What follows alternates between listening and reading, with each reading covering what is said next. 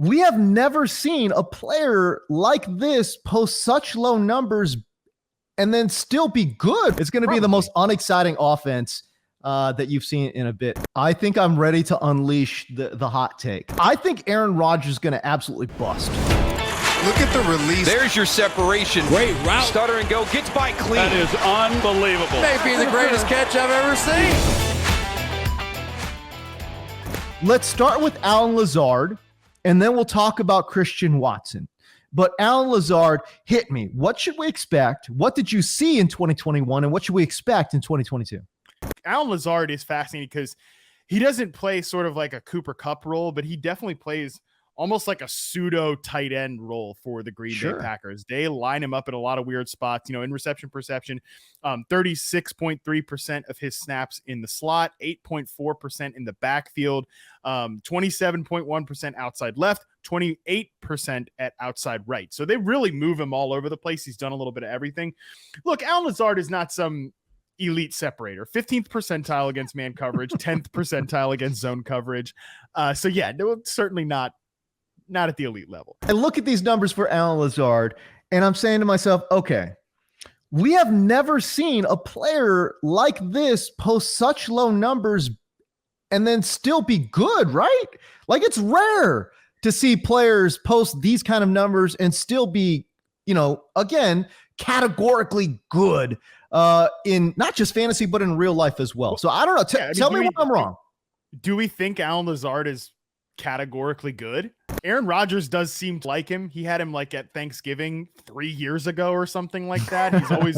He's always kind of been banging the drum for more Alan Lazard. Right. I'll say this about Lazard. He does have good hands. Maybe that's why Rodgers likes him. 77.8% contested catch rate. He only dropped 2 passes over his RP sample. They both came in one game.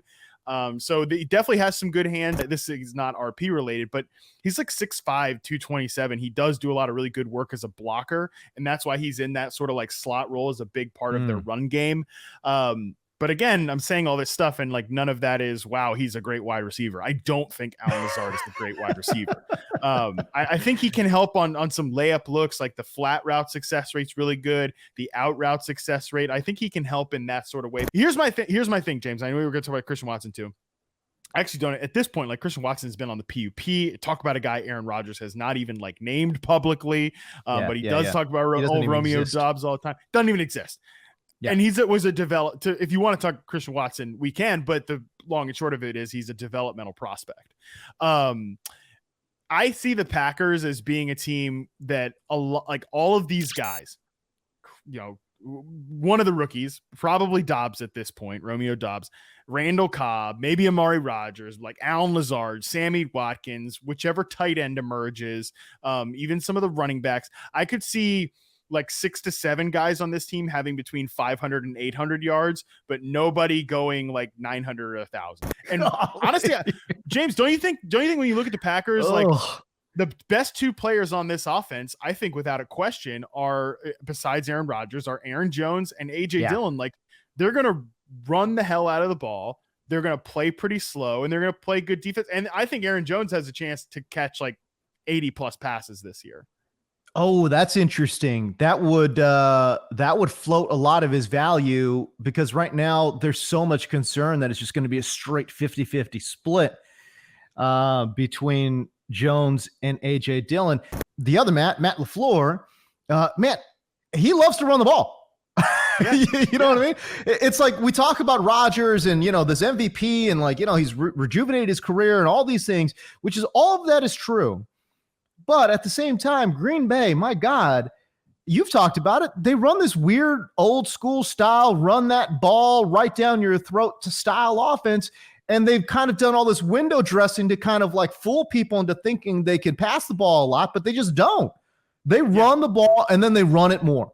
In the last 3 seasons under Matt LaFleur, they've ranked 18th, 24th, and 19th in plays run. The year where they dipped below 1,000 plays run when they were 24th, that was Rodgers' 2020 MVP season. They've also ranked 14th and 11th in run play percentage the last 2 years. Like, we think, again, this is a Rodgers-based offense because of the efficiency with which he plays, but he's not a voluminous passer. And that's why I kind of think like he's going to drag some of these guys to some relevant weeks. He's going to drag these guys like Alan Lazard, but they don't have anybody that's even close to like a, Davante. Like the funny thing about it, like there's so much talk about, well, Davante Adams is losing Aaron Rodgers and it's a quarterback downgrade to Derek Carr. And it's certainly true. It's inarguable. It's a quarterback downgrade for Davante Adams. Right. But Aaron Rodgers is losing the best receiver in football. I think I'm ready to unleash the hot take though. And I was we're like, only 20 minutes in. So I've been kind of sort of sitting on it, man. I wasn't sure if I should, if I'm really into it, man, but like, I just feel like talking with you, and this is a good place to kind of unleash it anyways, because who the hell cares, right? But who cares? I'm ready, man. I think Aaron Rodgers is going to absolutely bust this year. He's getting up there in age. He's got absolutely no reliable targets whatsoever. And again, you talk about losing Davante Adams.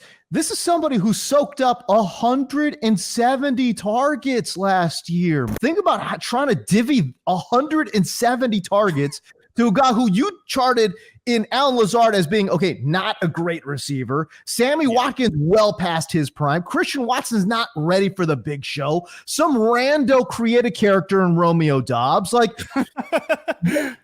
Where are the 170 targets going to go? And to me, I've never, ever, I always say you could go check the tapes, baby. I've never been big on LaFleur. Never, ever, ever. And LaFleur is going to have to coach his ass off, is going to have to game plan his ass off to go and lift this Packers offense. And I'll tell you right now, he's not that dude. I'm just feeling like, man, this could be a big drop off for Aaron Rodgers coming to 2022. So I'll just go ahead and unleash that hot take right now. I'm in on that. Davante Adams is the best receiver in football in reception perception. Again, the goal of reception perception is to isolate wide receiver play from surrounding variables. We're isolating Davante Adams from Aaron Rodgers. And when you do that through RP, number 1 in success rate versus man, number 3 in success rate versus zone, number 1 in success rate versus press, and gets open at an above average rate on every single route on the route tree. So yeah, he's the best receiver in football.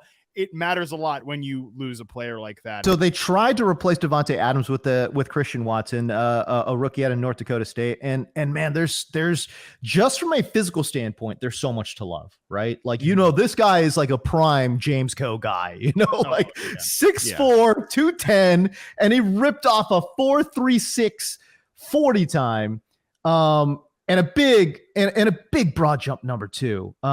Big broad, like an 11-foot broad jump or something, just something crazy.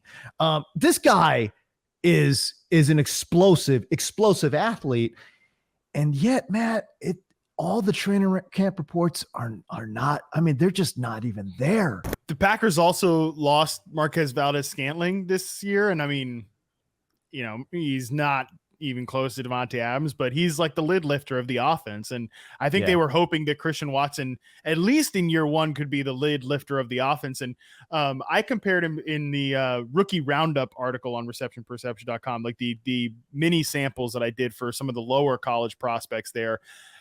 I compared him to like a, Martavis Bryant type of player. And I think Martavis Bryant was really good moving in the open field, really good tackle, just fast in the open field, but it could also rip it deep. And I think that is who Christian Watson is in a best case scenario, but he has so much development to do, and I don't think he's getting that time at this point. So I don't really expect anything from Christian Watson this year. And we'll see going forward. As you mentioned, you lose MVS, you lose Davante Adams. Where's the play action deep shots going? Like where? Yeah. Right? Yeah. You're going to an ancient old ass Sammy Watkins? I mean, this is what we're depending on now. Sammy Watkins is actually only 29 years old. Somehow he's got to be the oldest 29. He's the oldest 29-year-old on planet Earth. Yeah, he turned 29 this year. All this talk though is making me feel like you got to take a stab at Sammy Watkins, dude. in fantasy late because his ADP is late, dude. Where's he going? Let me look this up. Fantasy Pros guy. Oh my gosh, he's a free pick. Yeah, he's free. He's at 212. He's the wide receiver 74. You got to take a stab at Sammy Watkins. You just have to. I guess. I mean, who else is gonna get these deep shots? There is literally no one else. I don't know. I don't know. That's the last thing we'll do in bashing on the Packers. Somewhere Adam Rank is like smiling, but but not only are they going to run that ball, cram it right down. It's like I just feel like all the passes are going to be like within 7 yards and in. It's going to be the most unexciting offense that you've seen in a bit, man. Like everything's going to be inside, bro. Like, oh my gosh, I'm worried about this Green Bay offense.